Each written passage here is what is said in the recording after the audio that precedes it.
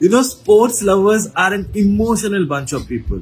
No matter how high the stakes are and no matter where the loyalties lie, we always end up supporting the underdogs. And today was no different. I don't believe a Chennai crowd would go in to support a New Zealand team. Obviously, they would go in to support a good game of cricket. Chennai is one of the most knowledgeable cricketing crowds in the country.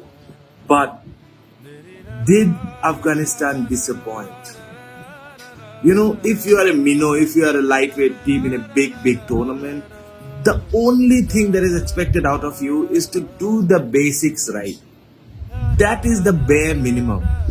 And if you drop catches left, right, and center, there is no way in the world that you would win matches against teams like New Zealand. In with all the hopes because the conditions, the pitch, the crowd was also in supporting Afghanistan, only for them to stick to the basics, do the basics right. It was not to be.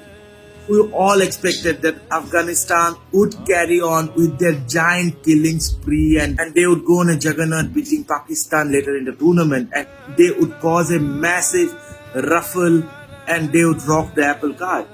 With this win, New Zealand wins 4 out of 4 matches and topples India out of the top of the pack. See you until next time. Bye-bye.